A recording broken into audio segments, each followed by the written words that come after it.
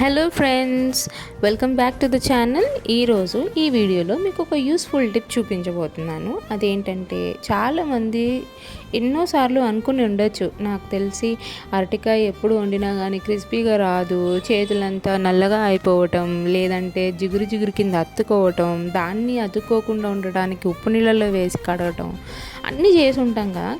కానీ ఈ టిప్ని ఫాలో చేయండి. అదేంటంటే, నేను చూపిస్తున్న విధంగా ఒక చాకు తీసుకొని చాకుతోటి అరటికాయ మరీ డీప్గా తెగేటట్టు కాకుండా ఓన్లీ తొక్క వరకు తెగేటట్టు ఇలా కాట్లు పెట్టుకొని వేలుతో నెమ్మదిగా ఇలా పీల్ తీసేయండి.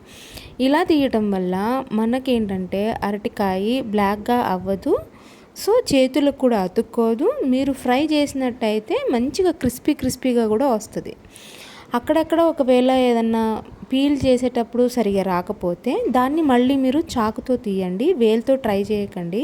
గోర్లు ఉంటే ఓకే, ఒకవేళ గోరు లేకపోతే కనుక అది మన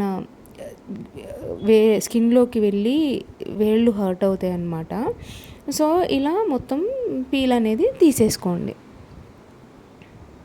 తీసుకున్నాక నీట్గా నీళ్ళలో వేసి కడిగేయండి. దాని తర్వాత ఏముంది, అరటికాయల్ని మనకి ఇష్టం వచ్చిన షేపుల్లో కట్ చేసుకోవటమే. మీరు చూసినట్టయితే అరటికాయ కట్ చేసేటప్పుడు చాకుకు కూడా ఏం అతుక్కోవట్లేదు. చూడండి ఎంత నీట్గా కట్ అవుతున్నాయో. హోప్ ఈ టిప్ మీకు చాలా యూస్ఫుల్ అవుతుంది. సో నా టిప్ నచ్చితే కనుక నా ఛానల్ని సబ్స్క్రైబ్ చేసుకోండి. Thanks for watching.